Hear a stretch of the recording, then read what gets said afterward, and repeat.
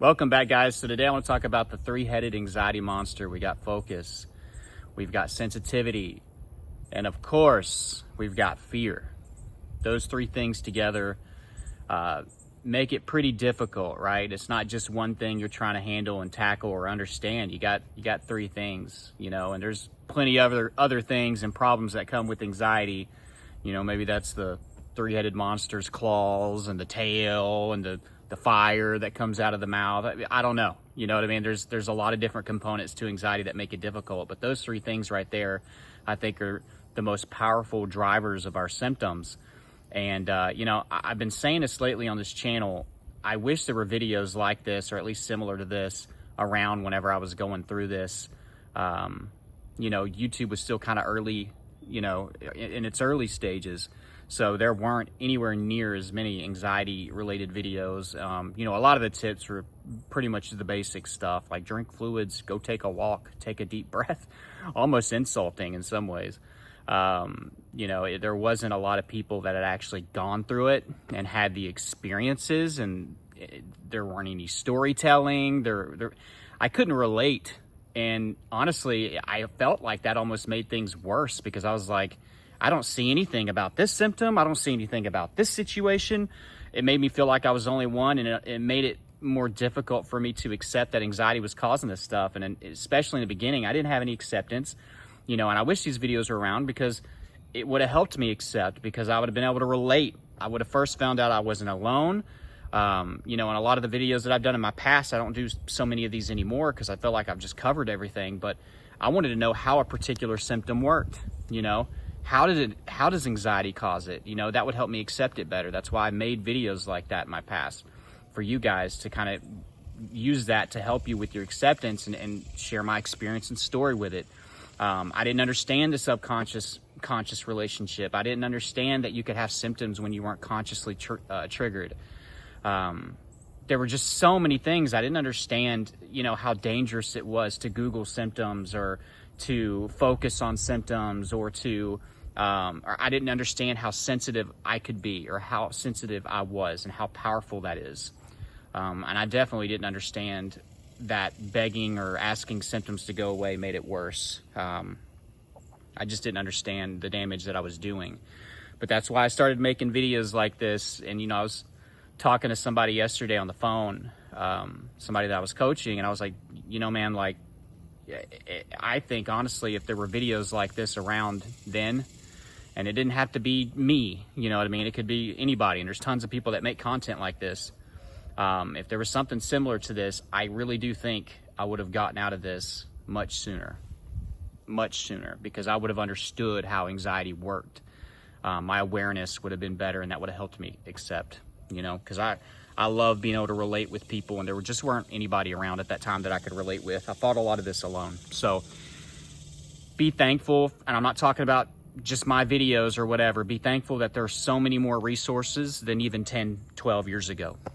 Seriously, like, this all started for me about 13 to 14 years ago. So many more resources, so many more YouTubers. There's, a lot more awareness, and I think that that's wonderful. The world needs it right now. But anyways, let's jump into this. I've talked long enough about that. Let's start with sensitivity, okay? I think that would be a good place to start. So with sensitivity, I don't think many of you understand how sensitive you are, and I might make a whole separate video about it, but, I'm going to get into it on this one as well. Sensitivity is a real issue, and I could argue that it starts with, the focus and the fear. But then we become so sensitive, whether it be our nervous system or just our body in general, and we're sensitive to everything. It's not just physical stuff. You become sensitive to what you eat. You become sensitive to what you hear. You become sensitive to what you see. It's everything, right? I'm not talking about just physical or your nervous system, but that's the most common issue when it comes to physical symptoms. We are very sensitive people. I'm feeling something 10 times more than Joseph over here that doesn't have anxiety disorder. Give you some examples. Globus hystericus, one of the craziest symptoms of anxiety, right? If you've had it, and I've had it on and off before. It can feel like somebody's choking you. it can feel like you've got a golf ball stuck in your throat. Have you ever tried to stop from crying, right? And your throat starts to kind of hurt and it tightens up and it feels like it's closing up? It's kind of what it feels like. You know, that's one way of describing it. But imagine feeling that for more than just a few minutes, right? Imagine feeling that for hours, some people days, weeks. Sometimes I've talked to people where that's their primary symptom. Just it all, from the moment they get up, it feels like somebody's got their hands around their neck. Okay? That is sensitivity mixed with some tension, obviously. And I say sensitivity because you're feeling all that stuff, but they'll go down there and look in there. There won't be anything in there. There isn't a golf ball. There's no extra tissue. There's no tumors. There's none of that. You know, and a lot of people have this and they think that they have throat cancer or something's really wrong with their throat. They go get checked out, which is good, but they get told that there's nothing in there. Sensitivity. Things that are going on with your heart, one of my personal favorites. Things like palpitations, some skip beats, some flutters, PVCs, things like that. Now, of course, anxiety causes more of those things, right? But sometimes your heart just does stuff like that. Sometimes your heart just skips a beat. Sometimes your heart flutters a little bit. Sometimes you're going to have palpitations throughout the day. You know, I was talking to this one man he was a boxer, you know, a professional boxer for some time, and he had really bad heart anxiety. So he eventually went to the cardiologist, and they measured everything for, you know, a few days through a monitor, and it was like, he went back and the cardiologist said, look, you have 90% less palpitations than the average human. He just felt it every time. That was his primary issue, was feeling the palpitations. So isn't that wild? He just felt it, when most other people are just walking around and they don't feel them at all. Sensitivity. Another personal story of mine. My last bout or cycle with health anxiety was with this right ear over here. Felt like somebody had shoved tissue paper or Kleenex down in my ear. That's how stuffy and pressured it felt. It's going back to the ENT over and over. Brilliant ENT. I should have trusted her. She's the best around here in East Texas. And, you know, begging for CAT scans, and she wouldn't give it to me. You know, she said, there's nothing going on. I really do think this is anxiety and, you know, your mind's amplifying it. Which, whenever I say that, you know, and she didn't really mean it that way, but it does start with your mind. It's not all in your mind. I was feeling what I was feeling. That sensation was real. I was just extremely sensitive to the slightest of things. So she did the hearing test, fine. She looked in my ear a bunch of times, fine. She did a pressure test, and just one of the times that I took it, it was only one tick off. She said, you shouldn't be feeling what you're feeling. But Trey, there's nothing wrong. And I was just, at this point, I'd already had health anxiety for 4 years and gone through all these different symptom cycles. But I was like, man, this anxiety thing is crazy, you know? And I was so scared about that particular symptom because I just didn't see a lot of information online about pressure in the ears and stuff like that. But who knows? Maybe there was something to tick off, and maybe my eustachian tube had 1% blockage or something, and I just had sensitivity and I focused. And that's what I want to get to next. Focus is the next head of the three-headed anxiety monster. Focus is very dangerous, right? And you mixed with all these things, that's why it's really difficult. You know, you mix focus with already being a sensitive person, it just makes things worse, right?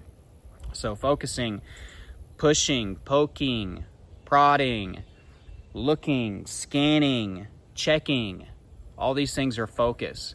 You are sending energy, negative energy, the energy you don't want, to certain areas of your body. I'm telling you, it got so crazy. If I felt a weird twitch here or whatever, and I just kept focusing on it, it would do it all day. I've had twitches that would last for a couple weeks in the same spot, and I'm just focused on it. And it's hard to ignore these things, right? And I'm not necessarily trying to get you to ignore it. We've talked about responses in many of my other videos. You just have to respond in a more brave and courageous way. It's okay to be a little afraid. It's okay to be frustrated and annoyed. Who wants to have twitching on their face all day, right? But we got to justify it with our actions. We can't avoid things because of it. We can't run from things because of it.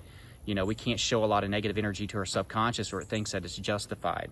But when we focus on it, and a lot of this is fearful focus, we are justifying that it's needed. It could be with anything. If I'm focusing on my heart all day, I'm going to have heart symptoms. or I'm going to feel that, or my sensitivity is going to be amplified in this area. I'm going to feel those things that even normal people have, much more, right?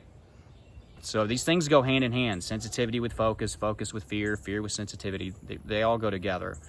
But I could focus symptoms anywhere in my body, you know, and it starts with hearing about something, reading about something, or just randomly feeling something because I'm already in a sensitive state.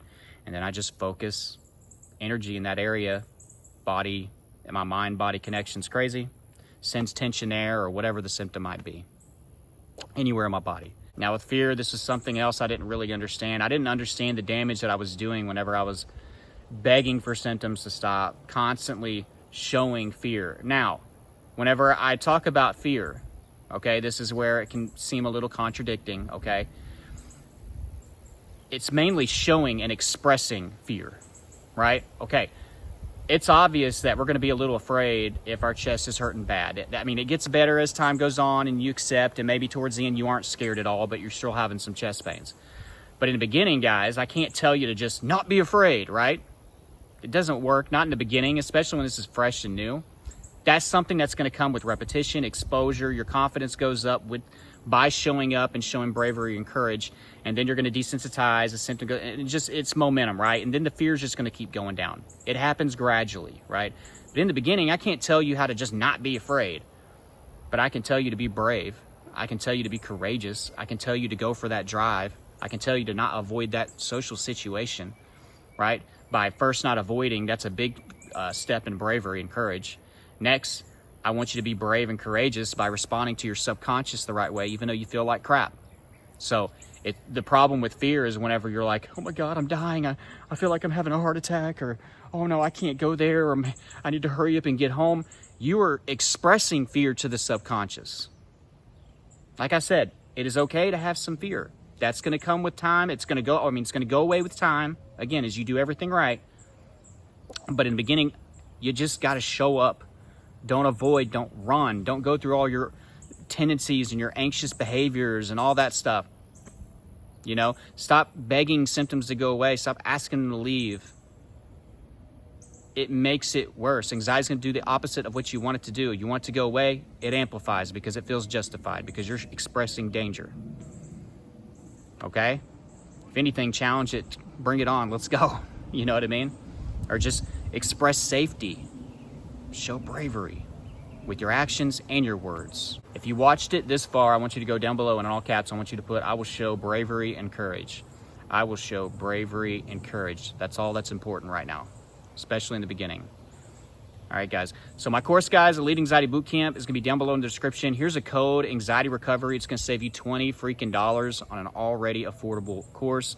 So check that out. That's going to be down below, again, in the description and in the first pinned comment. Tons of materials and videos that are going to give you a step-by-step look on how to recover from not just one anxiety disorder. I had generalized anxiety disorder, health anxiety, and panic disorder. If I did it, you can too. That course is definitely going to help.